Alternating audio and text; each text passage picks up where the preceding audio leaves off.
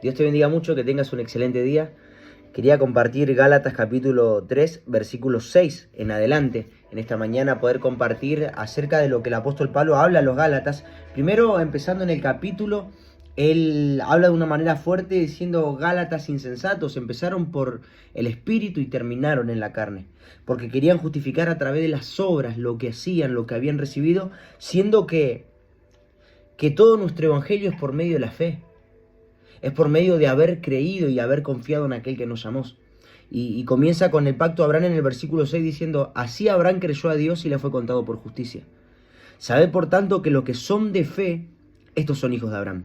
Y la escritura, previendo que Dios había de justificar por la fe a los gentiles, dio de antemano la buena nueva a Abraham diciendo: en ti serán benditas todas las naciones. De modo que los que son de la fe son bendecidos con el creyente Abraham. Porque todos los que dependen de las obras de la ley están bajo maldición, pues escrito está: maldito todo aquel que no permanece en todas las cosas escritas en el libro de la ley, para hacerlas.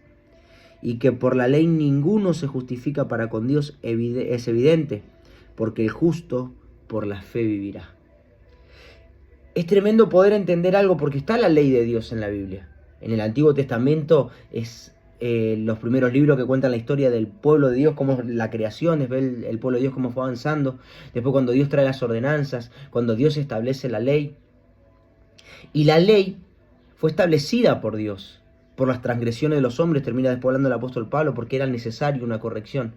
Pero también era una vara demasiado alta la ley, y aún lo sigue siendo. Por eso es que por las obras de la ley ninguno puede ser justificado, porque nadie puede cumplir la ley como corresponde.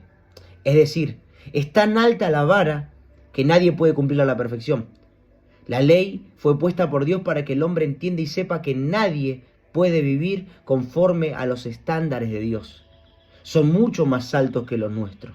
Ahí es donde entra la gracia.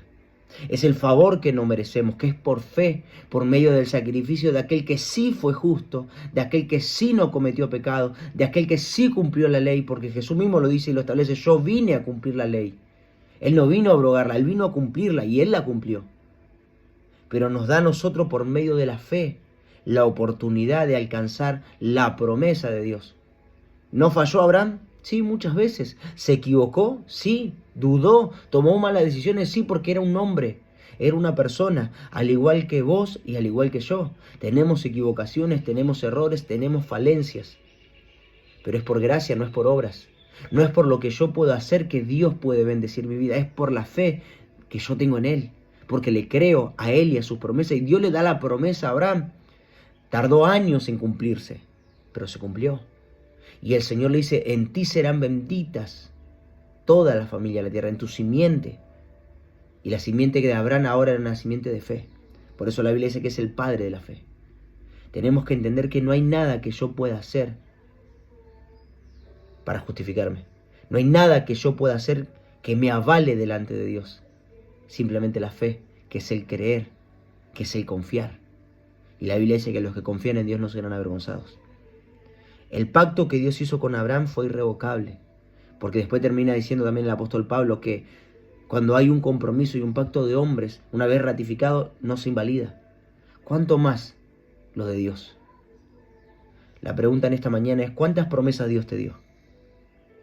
¿Cuántas promesas Dios te dio sobre tu casa, sobre tu familia, sobre tu matrimonio, sobre tus hijos, sobre tus seres queridos, sobre aquellos que hoy quizás no están como vos lo esperabas o como vos lo deseabas? Dios te dio promesa y te dio palabra. Y muchas veces el diablo te quiere acusar haciéndote creer que porque te equivocaste, porque por tus obras no fueron correctas, eso no se va a cumplir. Y déjame decirte que la Biblia dice que aunque nosotros fuéramos infieles, Dios permanece fiel. Dios va a cumplir cada promesa que te dio y cada promesa que te entregó. Falta muy poquito para terminar el año. Pero déjame decirte que la promesa de Dios es fiel y es verdadera. Abraham falló, pero la promesa se cumplió. Y déjame decirte que aunque vos fallaste y te equivocaste, la promesa que Dios te dio, Él la va a cumplir. Que Dios te bendiga mucho. Compartí, suscribite, dale ahí me gusta, compartí con otros, porque yo sé que la palabra de Dios va a bendecir. Lo importante que es el devocional para que tu vida sea bendecida. Saludos.